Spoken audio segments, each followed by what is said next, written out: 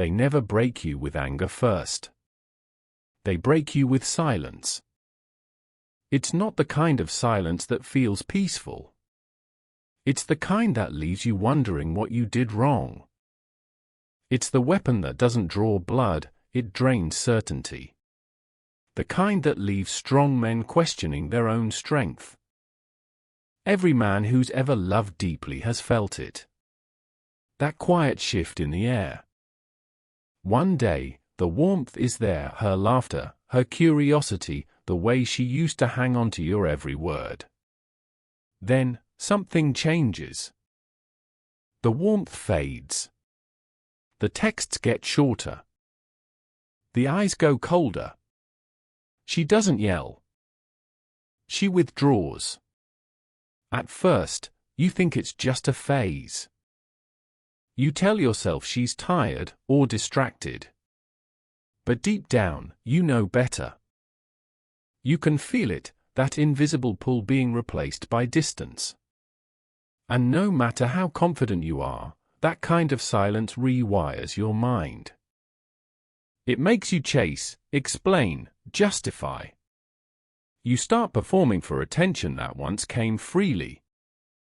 That's the silent weapon, the withdrawal of emotional energy. It's not violence. It's vacuum.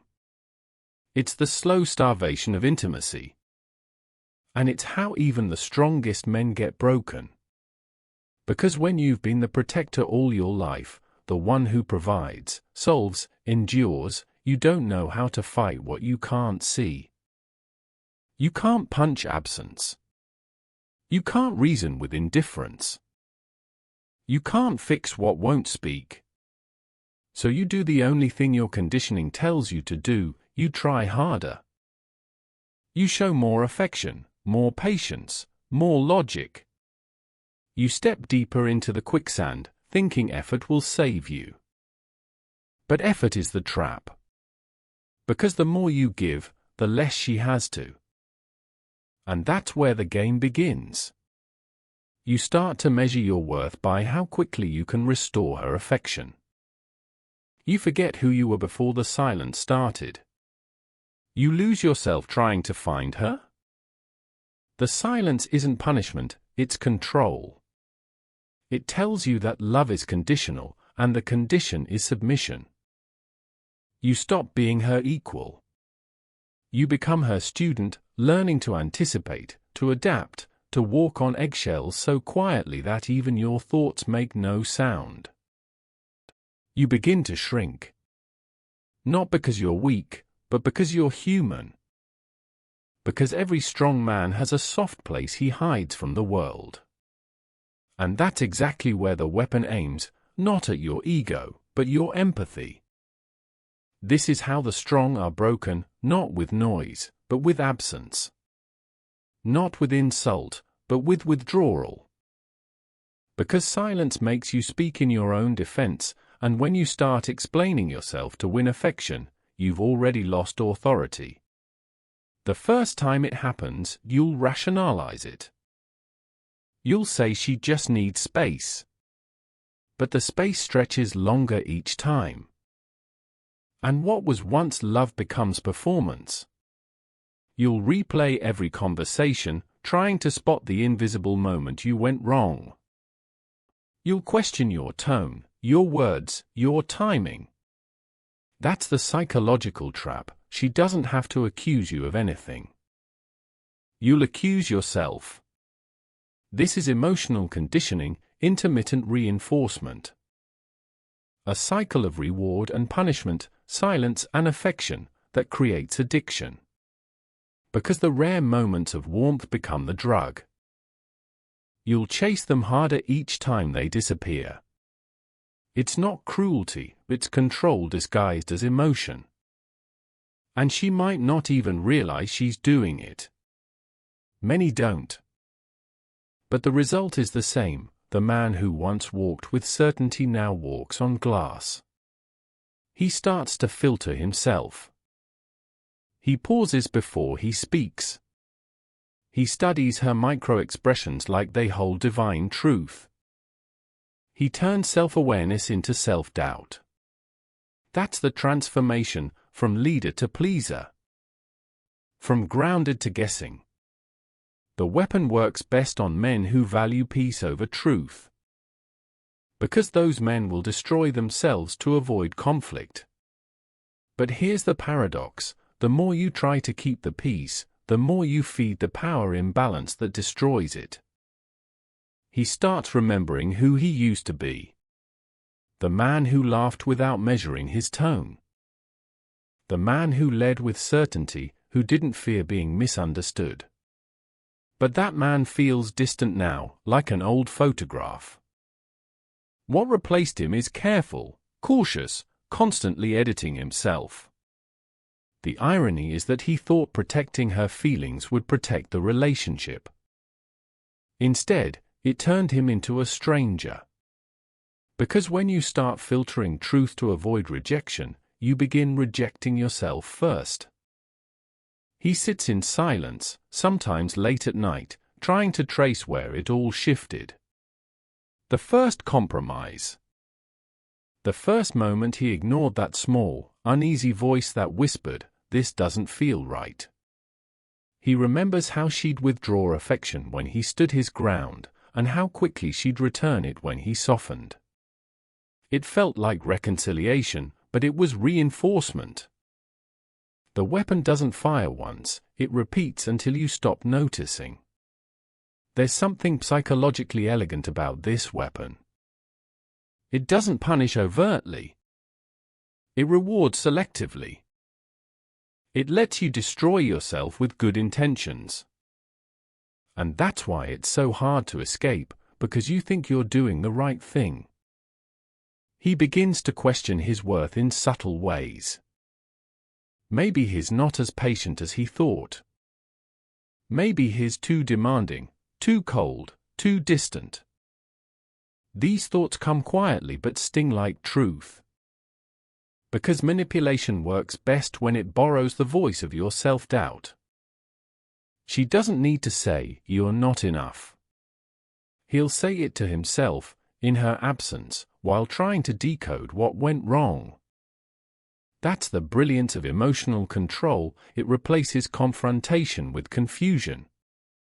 Soon, he starts changing his behavior to avoid silence. He texts more, asks less, offers solutions no one requested. He becomes addicted to reassurance. And the more reassurance he needs, the less he receives. Because the weapon isn't about affection, it's about dominance through deprivation. In relationships, whoever needs more loses leverage. And he needs.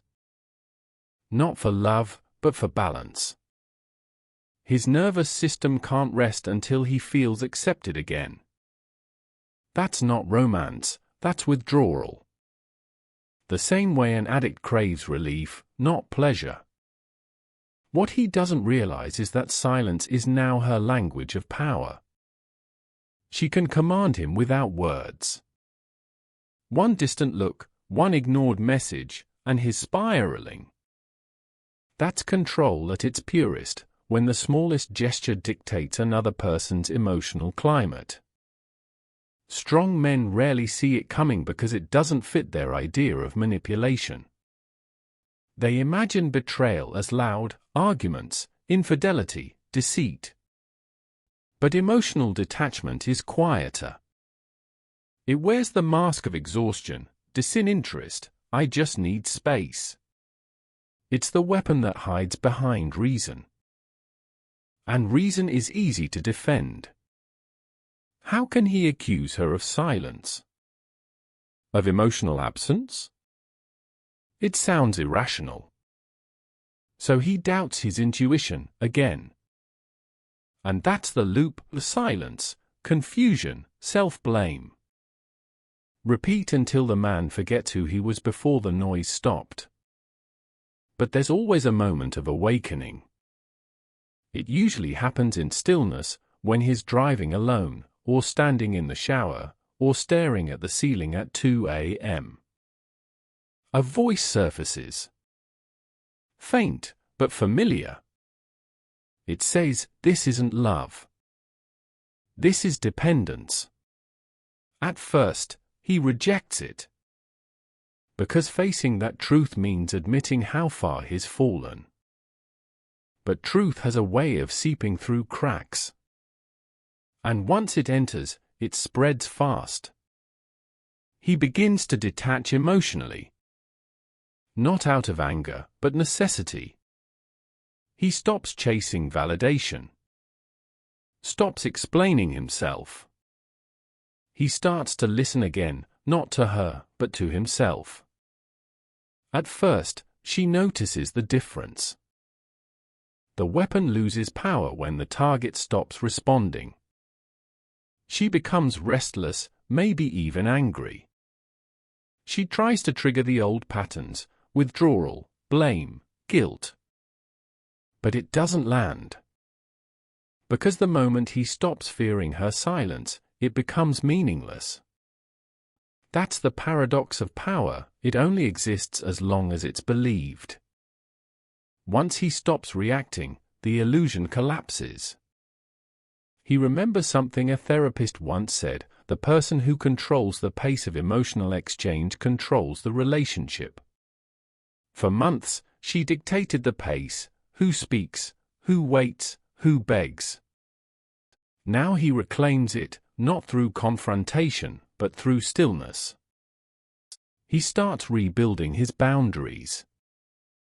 Quietly, firmly. He says no without explaining. He takes space without permission. And in doing so, he begins to feel something he hasn't felt in a long time: peace that doesn't depend on anyone else's mood. It's not easy. There's grief in reclaiming yourself. Because you have to mourn the version of you that tolerated less than you deserved. You have to forgive yourself for mistaking endurance for love. But as he heals, he begins to see the weapon clearly. It was never about her words. It was about the parts of him that allowed silence to define his worth. The manipulation ended the moment he chose to stop participating. That's the real lesson: strength isn't about enduring emotional storms. It's about recognizing when the weather isn't yours to fix. He doesn't need to hate her. He doesn't need to win. The victory is in seeing through the illusion. In walking away without anger, just clarity. Because once you understand how silence can be used as control, you'll never confuse it with peace again. He learns that love doesn't thrive in tests, distance, or guessing games. It thrives in mutual safety, where honesty doesn't cost affection, and vulnerability isn't weaponized. In the end, the silent weapon only works on those who fear being alone. Once a man becomes comfortable in solitude, no one can use withdrawal against him. He sits again in silence. The same kind of silence that once broke him. But now, it feels different. It's not empty. It's clean. It's his. He realizes that the strongest men aren't those who never fall. They're the ones who fall deeply, see clearly, and still choose not to close their hearts. Because strength isn't the absence of vulnerability. It's the refusal to let pain define who you are. The weapon loses meaning. The silence, once threatening, becomes peace again. And as he exhales, he understands, the battle was never between him and her. It was between him and the parts of himself that forgot his own value. When he finally walks away, there's no bitterness. Just awareness. The kind that frees rather than hardens. He leaves quietly, carrying no resentment, only wisdom. Because every strong man who survives the silent weapon learns the same truth: the only power anyone has over you is the power you hand them in your search to be loved. And that realization, is the moment he becomes unbreakable.